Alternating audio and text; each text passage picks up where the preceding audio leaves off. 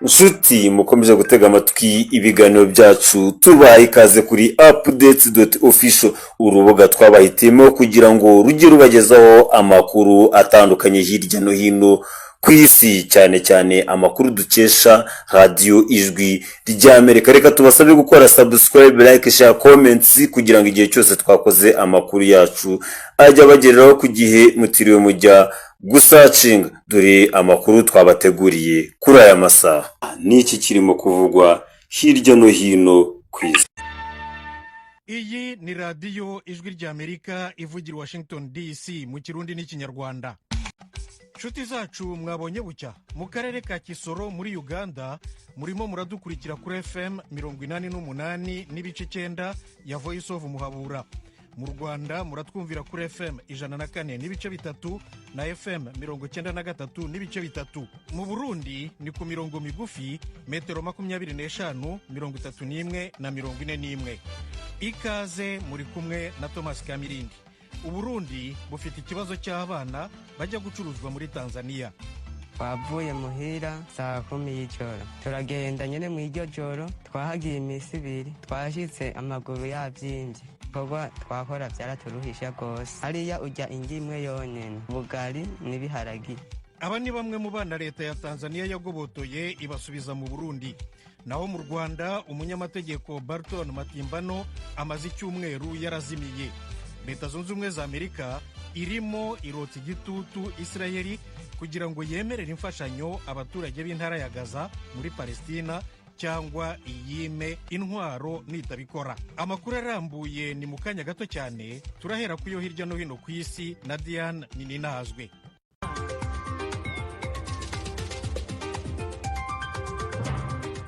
Amakuru yacu tuyahere aha muri Amerika. Nyuma y'indwi hafi imwe igihuhusi gikaze ciswe Milton kibice bigacika muri leta ya Florida iri mu manuko bushira ubuseruko bwa Amerika, abanyagihugu bagira ku 170 bo muri iyo leta n'ubu nta matara bafise. Inzuzi zimwe zimwe ziracuzuye, mu gihe hari abanyagihugu bakizeye inze muri leta kugira ngo bashobore kuronka ivyankenerwa birimo ibitoro. Amwe mu mastation agurirwa ko essence ntarasubira gukora. Leta ya Florida yashizeho yamara ibibanza bigera kuri 10 abanyagihugu bo muri iyo leta bashobora kuja ko kugira ngo baronke ibitoro vya gusa. Mu kiganiro buramatari w'iyo leta Ron DeSantis yagiranye n'amenyesha makuru, yavuze ko naho hakiri vyinshi ivyo gukora ataworeka gushima ubukerebutsi bw'abandanya gutabara ababikeneye mu buryo bwihuse. DeSantis muri ico kiganiro yemeje ko abamaze gusubira kuronka amatara inyuma y'igihuhusi Milton cari ku muvuduko wo hejuru cane barenga miliyoni 4. Abahitanywe n'ico gihuhusi barenga 10, mu gihe abahitanywe n'igihuhusi Helena cabanjirije Milton barenga 240. Tukiri muri Amerika, gouvernement y'ico gihugu yategetse Israel gutanga agahengwe muri Gaza no gutezurira abanyagihugu bo muri yo ntara yo muri Palestina babayeho mu buzima bubi bitagenze uko. Amerika ikavuga ko Israel izotakaza imfashanyo zose za gisirikare ihico gihugu kibandanya kurwana no mu rwi wa Hamas. Ikimenyesha makuru nya Amerika Axios gitangaza ano makuru kivuga ko kwa Mungu indwi iheze ari umushikiranganje w'imigenderanire ya Amerika n'andi makungu Anthony Blinken na mugenzi we aramutswa ubushikiranganje bwo kwivuna basi bandikira abategetsi ba Israel babagabisha. Mwikete abategetsi barungikiye Israel bavuze ko muri rusangi ibintu bibandanya kunyuka muri Palestina. Ikete rigira riti, tubandikiye ngo tubabwire ko guverinoma ya Amerika ihangayikishijwe n'ibibera muri Gaza. Dukeneye ko vyihuta muri uku kwezi iberayo bihagarara. Bitagenze uko bizotuma ari politiki ya Amerika kujanye n'ino ntambara ihinduka. Muri iryo kete Amerika ategetse Israel ko bitarenze imisi 30 ibwirizwa kureka amakamyo 350 ari mu ifashanyo z'abanyagihugu akinjira muri Gaza ku munsi, kandi higashiraho ibihe vy'agahengwe k'intambara kugira ngo ifashanyo zishike iyo zija. Amerika yategetse kandi Israel kureka kwimura abasivili igihe cose atabikorwa vya gisirikare itegekanya. Ubushikiranganje bujeje imigenderanire ya Amerika n'andi makungu, ibiro bikuru vya gisirikare muri Amerika Pentagon n'ubuserukizi bwa Israel muri Amerika vyase kugira ico bivuga kuri rikete n'ibirimwo. Ibiro vya president wa Amerika White House navyo nyene vyase gutomora niba perezida wa Amerika Joe Biden ari mu bashize umukono kuri iryo kete. Abategetsi ba Amerika batatangajwe amazina bemereye ariko itorokanizo ry'amakuru y'abongereza Reuters ukuri kw'iryo kete bavuze ko mu barirungikiwe harimo umushikiranganje wo kwivuna abansi muri Israel Yoav Gallant. Urundi ruhande rwemeje ko iryo kete ryarungitswe koko ni kimenyesha makuru Israeli News 12 co muri Israel. Ico kimenyesha makuru nico cari tangaje ubwa mbere. Itorokanizo ry'amakuru y'abongereza ijwi rya Amerika dukesha ibiri muri ino nkuru vyose rivuga ko kuva intambara ya Hamas na Israel itangura haraheze umwaka ari ubwa mbere Amerika igabishije Israel ishimitse kandi itarya umunwa. Reuters ivuga ko mu minsi iri imbere Amerika ishobora guhindura umukenyuro mu bijanye no gushigikira Israel mu ntambara irimo na Hamas. Aha tuributsa ko Amerika iha Israel imfashanyo za gisirikare ziharugwa mu mamiliyaridi y'amadolari. Ijwi rya Amerika Washington DC mu Kirundi no mu Kinyarwanda. Amakuru yacu tuyabandanirize muri Afrika yo mu manuko igeramiwe n'ingaruka z'ibihe vy'ubushuhe burengeje urugero bizwi ku izina rya El Nino. Ishami rya ONU ryitaye imfungurwa ku isi PAM ribivuga ryemeza ko abagizwe ko ingaruka na El Nino barenga miliyoni 27. Raporo nshasha ya PAM yerekana ko ibihugu bigeramiwe n'ingaruka z'ubushuhe burengeje urugero ari Lesotho, Malawi, Namibia, Zambia na Zimbabwe. Hambavu y'ibihugu biherereye muri Afrika yo mu manuko, PAM ivuga ko Angola na Mozambique bitari muri ico gice ca Afrika navyo nyene bibangamiwe. Ibihugu vyose vyatangaje ibihe bidasanzwe vy'akaga kubera ubushuhe budasanzwe bwa El Nino.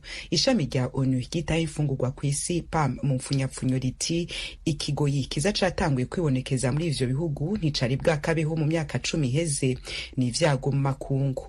Ikigo ca Amerika kijejwe iterambere ku isi USAID naco cemeza ko ubugaragwa bwibonekeza muri Afrika yo manuko kubera ubushuhe bwinshi bwaheruka kuja ku rugero buriko haraheze imyaka 100. Ku gapam abana bagera ku miliyoni 21 bo mu bihugu bigeramiwe na El Nino bari mu bibazo vyo gufungura nabi kubera umwimbu utabonetse neza. Thomson Phiri avugira PAM yabwiye amenyesha makuru ko bizobandanya kunyuka. Yagize ati iki gihe ni kibi cane mu bihe vyose vyabayeho mu vyerekeye ubukene bw'imfungurwa, bizobandanya vyunyuka ku kwezi kugera mu kwa gatatu no kwa kane ko mu mwaka uza.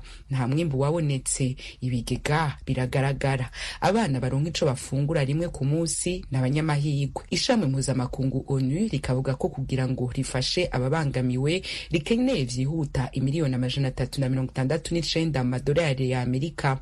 Aho bikomereye ariko kubwa ONU nuko aya mafaranga azayongera ku yandi akenewe kugira ngo abageramiwe n'intambara muri Gaza na Sudani nabo bashigikirwe. Mukomeje kumva radio ijwi rya Amerika ivugira Washington DC mu Kirundi n'Ikinyarwanda. Mudukurikire no kuri YouTube na Facebook no ku zindi mbuga nkoranyambaga zacu zose kuri VOA radio yacu, ndetse no kuri internet kuri wa@radioyacu.voa.com. Amakuru mu biyaga bigari. Mu Rwanda umunyamategeko Barton Matimbano yaburiwe irengero kuva ku wa 4 w'icyumweru gishize. Eric Bagira ubusa yaduteguriye inkuru irambuye. Aganira n'ijwi rya Amerika ku murongo wa telefone ngendanwa, Madamu Anuwarita Musabye Maria ari nawe mugore w'umunyamategeko Barton Mathias Matimbano yaduhamirije ko agiye kumara icyumweru atazi irengero rye. Nyine yagiye ku wa 4 mu gitondo ngiye mu kazi, ngo rero ntabwo nongeye kumubona. Yagiye zisangahe? Saa 10 z'igitondo. Wamara kugenda se mwakomeje kuvugana kuri telefone byagenze bite? Telefone ye ntayariho, nyine yavuyeho, igihe namushakira yavuyeho. Watangiye kumushaka ryari? Muri ayo masaha nyine y'igitondo, mu saa 3 nyanga numve ko yageze. Hari icyo utekereza yashoboraga kuba yazira? Oya ntacyo nzi. Nta n'undi watekerezaga bari bafitanye ikibazo? Oya nawe yajyaga mu kazi nk'ibisanzwe kandi akazi yakoraga ntabwo ari ak'ibibazo. Umunyamategeko Matimbano hatuye mu mudugudu wa Kinyana, akagari ka Ntunga, umurenge wa Gahanga, mu karere ka Kicukiro, mu mujyi wa Kigali, mu bice bihana imbibe n'akarere ka Bugesera mu burasirazuba bw'u Rwanda. Yaburanye n'imodoka ye asanzwe agendamo mu kazi. Umugore we avuga ko Matimbano yavuye mu rugo mu rukerera rwo ku wa 4 yerekeza mu karere ka Kirehe, aho yagombaga kunganira umuturage mu nkiko nk'uko asanzwe akora uwo murimo.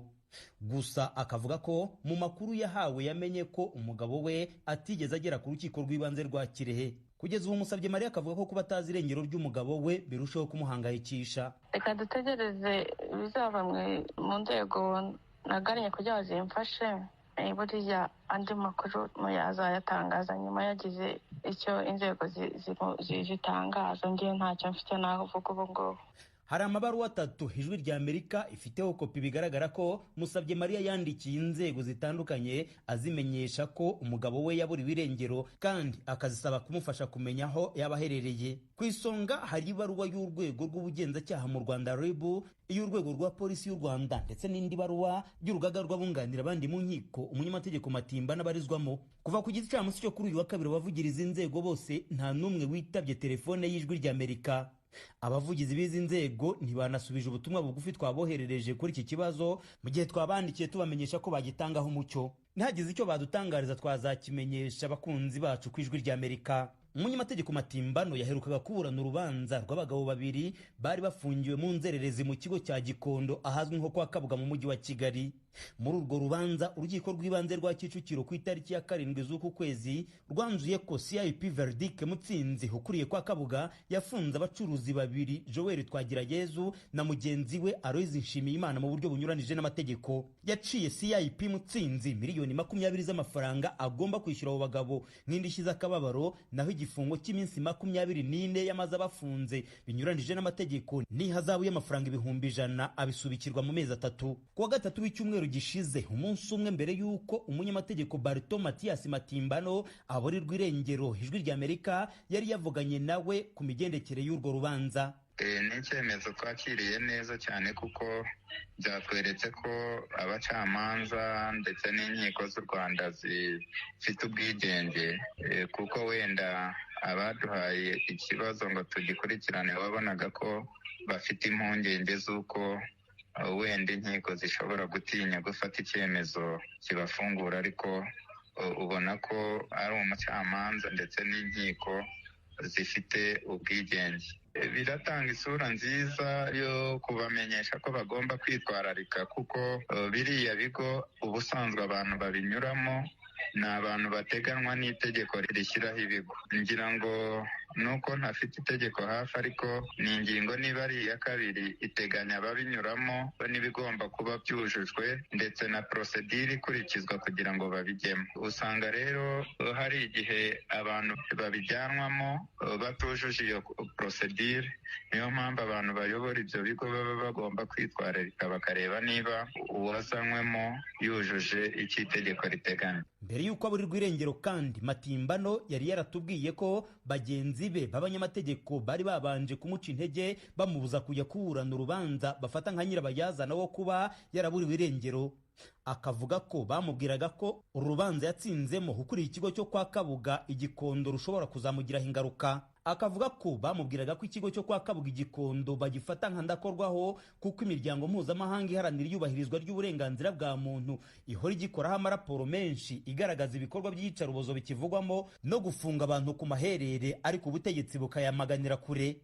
Bamwe muri abo banyamategeko batifuje kumvikana bakimara kumva ko mugenzi wabo yaburiye irengero bahise bongera gukeka ko yaba yarazize urubanza aheruka gutsindamo ukuriye kwa Kabuga. Banze kugira icyo batangariza Ijwi rya Amerika ku mpamvu bisize umutekano wabo. Umwe mu banyamategeko bagenzi be nawe utifuje gushyira umwirondoro we ahagaragara yabwiye Ijwi rya Amerika ko Matimbano yabuze ku wa 4 bigeze ku wa 5 nka saa 6 z'amanywa telefone ye hisubira ku murongo umwanya muto, ariko bayihamagara ntihagire uyitaba. Mu bihe bitandukanye hagenda humvikana abanyarwanda baba bavuga ko ababo baburiwe irengero ndetse n'inzego zibishinzwe zikanzura ko zitazi aho baherereye. Gusa hari abagiye baboneka barimo umunyamakuru Jean Paul Nkundineza waje gufungirwa ibindi byaha, bakavuga ko babaga bafungiwe mu nzu z'imbohe zifungirwamo mu buryo bw'ibanga zizwi nka safe houses mu rurimi rw'icyongereza. Bagira ubusa Ijwi rya Amerika i Kigali. Tukiri mu Rwanda, mu rwego rw'uburenganzira bwa muntu, umuryango Human Rights Watch uremeza ko bamwe mu bafungwa bafatwa nabi abandi bagakorerwa iyicarubozo. Bikubiye muri raporo y'impapuro 23 Human Rights Watch yasohoye ejo kuwa 2, iyita tugenekereje mu Kinyarwanda banjanditse mu mazi hanyuma barankubita. Tim Ishimwe aratunyurira muri iyi raporo. ni raporo igaruka ku iyicarubozo no gufatwa nabi byakorewe imfungwa bikozwe n'abategetsi b'amagereza ndetse n'izindi mfungwa mu magereza ya Nyarugenge mu murwa mukuru wa Kigali, muri gereza ya Rubavu mu burengerazuba bw'u Rwanda, cyo kimwe no mu kigo gifungirwamo bitemewe kiri Kigali kizwi nko kwa Gacinya. Umuryango Human Rights Watch uvuga ko abacamanza nabo bagiye birengagiza ibirego by'iyicarubozo by'abantu bafunzwe mu manza zerekeye ifungwa ridakurikije amategeko no gufatwa nabi. Ibyo nabyo uyu muryango ukavuga ko byatumye haba kwimika burundu umuco wo kudahana. Clementine Mantjoy, umushakashatsi mukuru mu ishami rishinzwe Afurika muri Human Rights Watch, yagize ati ubushakashatsi bwacu bwerekana ko kuva mu myaka myinshi abategetsi bashinzwe amagereza bagiye bemererwa gukorera iyicarubozo abagororwa nta guhanwa namba, bigaragaza inenge ziri mu nzego zishinzwe kurengera uburenganzira bwa muntu mu Rwanda. Icyakora uyu mushakashatsi akongeraho ko urubanza rw'amateka rw'abategetsi b'amagereza rwasojwe mu kwezi kwa kane k'uyu mwaka rugaragaza intambwe y'ingenzi igana ku kuryozwa ibyaha, ariko akongeraho ko hakenewe igisubizo gishyitse kurushaho kugira ngo uyu mugenzo w'iyicarubozo washinzwe imizi mu Rwanda urandurwe. Mu bushakashatsi bwayo ivuga ko yakoze hagati y'umwaka wa 2019 n'uwa 2024, Human Rights Watch ivuga ko yagiranye ibiganiro n'abantu 28. Abo barimo abahoze ari imfungwa 13 bafungiwe ahantu hatemewe no muri gereza ya Rubavu na Nyarugenge hagati y'umwaka wa 2017 n'uwa 2024. Uyu muryango kandi uvuga ko wanasuzumye ibiganiro byo ku rubuga rwa YouTube by'abahoze bafunze. Abo ngo basobanuye uburyo bagiye bakorerwa iyicarubozo aho babaga bafungiye. Human Rights Watch muri raporo yayo ivuga ko yanasesenguye inyandiko zo mu butabera z'imanza z'abantu 53. Bamwe muri bo uyu muryango uvuga ko banatanze ubuhamya mu rubanza rwa Innocent Kayumba wahoze ategeka gereza ya Nyarugenge n'iya Rubavu yareganwagamo n'abandi bantu 17 bose bashinjwaga iyicarubozo, gukubita no gukomeretsa byagambiriwe, ubwicanyi n'ibindi byaha. Aba bahoze ari abafungwa batekerereje Human Rights Watch inzira y'umusaraba abafungwa banyuramo mu kiswe Yorodani kiba muri izi gereza zombi. Aha imfungwa zijandikwa ku gahato mu kintu cyuzuye amazi y'ibiziba ari nako zikubitwa. Bamwe bongeyeho ko abafungwa nyuma yo kuvanwa muri ayo mazi bagiye bahatirwa kwiruka mu kibuga n'ibirenge bisa kugera ubwo bituye hasi. Uyu muryango uvuga ko Innocent Kayumba yabanje kuyobora gereza ya Rubavu mbere yo kwimurirwa mu Nyarugenge muri 2019, umwaka wabereyemo iyicwa ry'umugororwa yaje kuburanishwaho ashinjwa kugiramo uruhare. Abigeze gufungirwa muri iyo gereza ya Nyarugenge babwiye Human Rights Watch ko Kayumba ageze muri iyo gereza yashyizeho gahunda nk'iyo yari yarashinze mu ya Rubavu yo gukorera abafungwa iyicarubozo. Uyu muryango muri raporo yawo uvuga ko wabonye amazina 11 y'abafungwa byemezwa ko n'abahoze bafunganywe nabo baguye muri iyi gereza bazize inkoni. Nyinshi mu ngero nk'izi uyu muryango uvuga ko zagarutsweho no mu rubanza rwa Kayumba Innocent. Umuryango Human Rights Watch uvuga ko wagiye ubona imikorere ikomeza kugarukwaho yo gufata nabi abafungwa, kubica, kubakubita no kubakorera iyicarubozo bibera hazwi nko kwa Gacinya kuva mu mwaka wa 2011. Aha kwa Gacinya abigeze kuhafungirwa babwiye umuryango ko abafungwa bashyirwa mu dukashusho tumeze nk'udusanduku bashyinguramo bakanakubitwa buri munsi. Aha ngo bakubitwa bahatirwa kwemera ibyaha baba baregwa mbere yo kwimurirwa mu bigo byemewe bifungirwamo. Umuryango Human Rights Watch uvuga ko hari amakuru wabonye ko ubu kwa Gacinya hakoreshwa nk'inyubako z'ibiro by'igipolisi. Nyamara isoko ebyiri zifite aho zihuriye n'inzego z'umutekano uyu muryango wavugishije zawubwiye ko ibikorwa nk'ibyo n'ubundi bicyakorerwa mu gice cy'inyubako yo munsi y'ubutaka. Ku itariki ya 5 y'ukwezi kwa kane muri uyu mwaka, urukiko rwisumbuye rwa Rubavu rwahamije Innocent Kayumba icyaha cy'urugomo n'icyo kwica umugororwa wari ufungiye muri gereza ya Rubavu mu mwaka wa 2019, rumuhanisha gufungwa imyaka 15 n'izahabu ya miliyoni 5 z'amafaranga y'u Rwanda. Babiri mu bandi bakozi b'urwego rw'amagereza ndetse n'abagororwa 7 bashinjwaga gukorera ku mabwiriza ye nabo bahamijwe ibyaha byo gukubita no kwica abandi bafungwa. Ni mu gihe abandi bakozi 3 b'urwego rw'amagereza RCS bo bagizwe abere. Kubw'umuryango Human Rights Watch uru rubanza rwatanze ubutabera bw'igice. Ibyo uyu muryango bihera ku kuba abategetsi barahamijwe ibyaha byo gukubita no gukomeretsa bigambiriwe ndetse n'icy'ubwicanyi gusa. Nyamara bagahanagurwaho icyaha cy'iyicarubozo gihanishwa igihano kiremereye kurushaho iyo icyakozwe n'abantu bari mu nzego z'ubutegetsi. Mu bindi umuryango Human Rights Watch ugarukaho muri raporo yabo uravugamo ko komisiyo y'igihugu ishinzwe uburenganzira bwa muntu mu Rwanda nta bwisanzure ifite, ikaba yewe itaragize ubushishozi cyangwa ubushake bwo kugaragaza ahari ibibazo by'iyicarubozo. Uyu muryango uvuga ko abategetsi b'u Rwanda bahora batambamira imirimo y'inzego zishinzwe kugenzura uburyo abantu bafungwamo no gukumira iyicarubozo. Mu kwezi kwa gatanu k'uyu mwaka, Human Rights Watch ivuga ko yasabye guhura na Minisitiri w'Ubutabera w'u Rwanda ndetse n'umuyobozi wa Komisiyo y'Uburenganzira bwa Muntu kugira ngo bagire icyo bavuga ku myanzuro y'ibanze y'ubu bushakashatsi. Human Rights Watch ivuga ko ibyo bitashobotse kuko umushakashatsi mukuru w'uyu muryango yangiye gukandagira ku butaka bw'u Rwanda akigera ku kibuga cy'indege cya Kigali. Uyu muryango kandi uravuga ko ku itariki ya 10 y'ukwezi gushize kwa 9 wandikiye Minisitiri w'Ubutabera n'umuyobozi wa Komisiyo y'Uburenganzira bwa Muntu ubasaba gutanga imyanzuro yabo, ariko nta gisubizo wabonye. Human Rights Watch igasoza isaba u Rwanda kubahiriza ibikubiye mu itegeko nshinga ryawo ndetse n'inshingano ryiyemeje mu bijyanye n'uburenganzira bwa muntu zikubiye mu masezerano mpuzamahanga y'uburenganzira bwa muntu. Kuri iyi raporo ya Human Rights Watch, umuvugizi wa leta y'u Rwanda Yolande Makoro mu butumwa yahaye Ijwi ry'Amerika aragira ati: umuryango Human Rights Watch si ufite ubuzare bwihariye ku burenganzira bwa muntu, kandi wakomeje kugaragaza ko utari isoko nyayo cyangwa yo kwizerwa mu gihe bakomeje kwibasira u Rwanda n'inkuru z'incurano nk'uko babigenje mu 2017. Icyo gihe abanyarwanda benshi Human Rights Watch yavugaga ko bishwe batagejejwe mu butabera bazizwa kwiba ihene n'imbuto. Bagaragaye ari bazima mu kiganiro n'abanyamakuru cyari cyateguwe na Komisiyo y'u Rwanda y'Uburenganzira bwa Muntu. radiyo ijwi ry'Amerika, tuve mu Rwanda tujye mu Burundi kuri iki kibazo cy'abana bajya gucuruzwa muri Tanzania. Leta y'u Burundi ivuga ko ku bantu bose leta ya Tanzania ibigobotoramo ikabasubiza mu Burundi 80% ari abana. Ni inkuru Ijwi ry'Amerika yabateguriye yifashishije abakunzi bayo mu Burundi, murayigezwaho na Thierry Ndayishimiye ukorera i Kigali mu Rwanda. Muri uru rwaruka ruhendwa rukajanwa kudandazwa mu gihugu ca Tanzania, hari abahendwa na bagenzi babo, abandi bakarungikwa n'ababyeyi bakabaha abaje kubarondera. Aba bakunzi b'Ijwi ry'Amerika basanze mu manuko bw'u Burundi mu duhuzu bambaye twatabaguritse, imibiri yabo nayo yuzuye ibikomere n'isuku rike, buzuye agahinda k'ingaruka z'ibyo babayemwo iyo bajanwe. Abayaze n'abakunzi b'Ijwi ry'Amerika bafatiwe i Tanzania bagasubizwa mu Burundi bavuga ko guhendeshwa amafaranga ari hagati y'ibihumbi 300 n'amajana by'amashiringi bibacisha mu nzira ihakwa guhitana ubuzima bwabo. Bavuye muhira saa 10 y'ijoro, turagenda nyene mu iryo joro, twahagiye imisi 2, twashitse amaguru yavyimbye.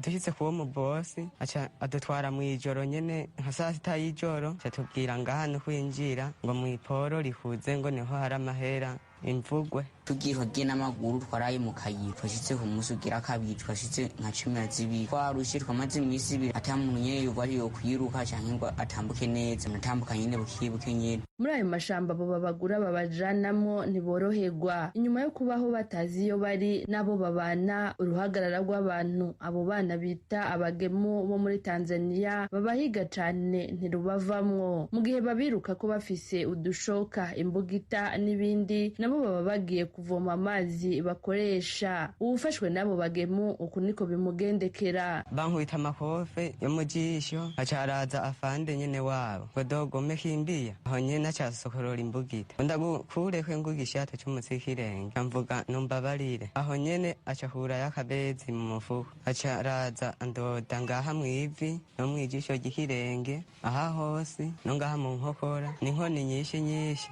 acambwira subira wiruke rero no guhagarara atavyo nshobora. Umwana ashikanywe mu kibanza begeranirizamwo abafashwe nabo bagemo, imfungurwa ziwe no gukubitwa imihini y'isuka, inkoni no kurara kwisima nkuko bibandanya bivugwa na bano bana. Bakiva mu Burundi ibyo babwirwa ku munwa nk'amasezerano y'akazi, bagezeyo bisanga ataho bihuriye na gato n'ibyo babamwo. Twaje gukorayo nikamye ko ari mu ipori badufata ko ntaho fwe tuzi, batubwiye ko ari ukurima mu gaturima kundwi turima imisi 3. Muga dushitse twaje dukora kubera kuwa mbere no kwa Mungu twarakora. Ugwaye akozanira ibinini ukamira, naho wabugwaye indi ngwara urumva wopfa no gupfa. N'amarira mu maso bafatiye ku byo babayemo mu misi idakwiye n'ukwezi. Ubu nibwo butumwa bw'ubwo gwaruka. Abavyeyi bacu barabaturunga ko tugiye mu magorwa udasanzwe. abandi bana nkanje biyumvira bose ko boje Tanzania boguma ngaha mu Burundi. Kuri iki kibazo c'urudandazwa rw'abana mu bihugu bibanye na cane cane mu gihugu ca Tanzania, mu bushikiranganje bw'intwaro yo hagati mu gihugu, umutekano n'iterambere rusangi no mu bushikiranganje bw'ubutungane baremera ko bakizi kandi ko ababikora baronderwa. Kubw'umuvugizi w'ubushikiranganje bw'ubutungane Anne Marie Nkeshimana, gukingiranira ikibaba bituma abakora ibyo badahashwa. Yabitangarije mu ntara ya Bururi ku munsi wa gatanu w'indwi iheze mu kiganiro abavugizi b'inzego nkuru za leta bagiranye n'abanyagihugu. Abo bantu bakora ivyo vyaha baraheza iyo bafashwe bagashikirizwa ubutungane bagahanwa. Mu butungane intambamyi zihari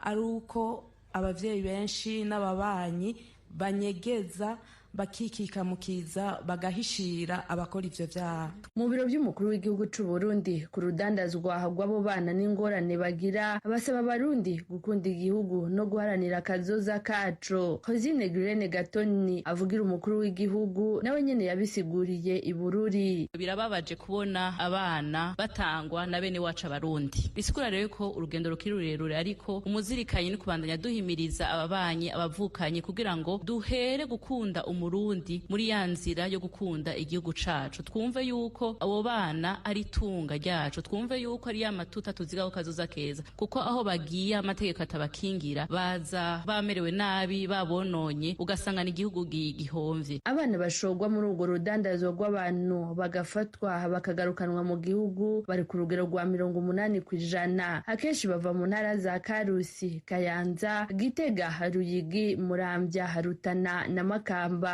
Mu mezi abiri ukw'umunani n'ukw'icenda ku Mugina mu ntara ya Makamba hagarukanywe abana 135 bari bajanywe mu nzira y'urudandazwa rw'abantu.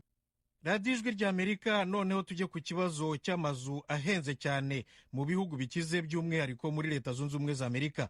Biterwa n'iki? Biterwa n'uko abategetsi barimo abo mu bihugu bya Afurika banyereza umutungo wa rubanda bakajya kuhisha muri ayo mahanga, nka Leta Zunze Ubumwe za Amerika nyine birimo kuyaguramo amazu ahenze.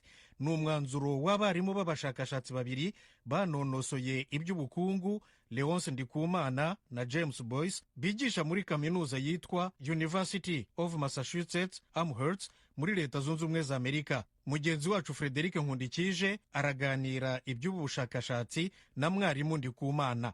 Icyo cigwa twahigize twaravye muri Amerika mu bisagara binini nka za New York, San Francisco. Hama icyo twariko turaba no kuraba amahera ava mu bihugu biriko biratera imbere, kuko byo muri Afrika, muri Amerika Latine, muri Aziya n'ahandi, kuko tumaze imisi tubigira. Twibaza ayo mahera none aja hehe, akora iki ashitse mu bihugu bakorera amahera menshi ava muri Afrika ku buryo butari mu nzira, ntabwo muri Afrika aja mu bihugu biteye imbere. Umuntu rero akaca yibaza none aja hehe. Muri iki gitabo rero mu bintu twaravye twabonye kuraba yuko mu bisagara binini ayo mahera tobaja kugura amazu azimvye rwose, kugira ngo bene ayo mafaranga babone kuyanyegeza mu mazu. Twasanze rero turavye amavire manini yo muri Amerika, za New York, San Francisco, Los Angeles n'ahandi, dusanga uravye amabuilding amazu agugwa igiciro kirenga umuriyoni, usanga ayarenga inusu yayo agugwa n'abantu bataba ngaha muri Amerika, kandi ugasanga ayo mafaranga aja ava hanze. Kenshi usanga abantu rero bayaronse ukuntu adashobora gusigura, bakabashaka kuyashira mu mazu kugira ngo ayicare ngaho. Nk'akarero twatanze ni umukobwa w'umuperezida wa Repubulika du Congo, Sassou Nguesso, yatwaye kuva kera. Muri leta tribunal yafashe inzu yiwe, apartment yiwe muri Manhattan. Iyo apartment yayiguze imiliyoni. Muga iyo apartment kuva yiguze nta numwe arayibamwo. Cyumva yuko icyo yaguriye so kugira ngo aca amahera mu kuyikodesha, kugira ngo aya mahera ayicarike ngaho, hanyuma niyagera kuyidandaza azohukwemesha. Muravuga kandi muri ico gitabo ko ivyo bigira ingaruka ku kiguzi c'amazu, amazu aca azimba. mu bidusiguriye mu kanya gato. Ego ivyo biratuma amazu yo muri ayo mavire azimba bidasanzwe, kuko urumva abantu baje kugura amazu bagomba kugeza amafaranga, bobo igiciro ntacyo kibabwira, ayo basavye niyo boguha, ko ico barondera ca mbere nuko ayo mahera bavako. bigaca bituma rero umwene igihugu nawe ayarondera mu mushahara, ayarondera mu ideni yo muri banki, aca asanga adashobora kugira kompetisiyo n'abo bantu bayayora bakaza kuyashyira mu mazu. nshuti muduteze amatwi, aha niho dushoreje gahunda yo kuri iyi saha. ndabashimiye cyane rwose ko mwahisemo radiyo ijwi ry'Amerika, maze rero mugire umunsi mwiza. mwari kumwe na Thomas Kamirindi, murakarama.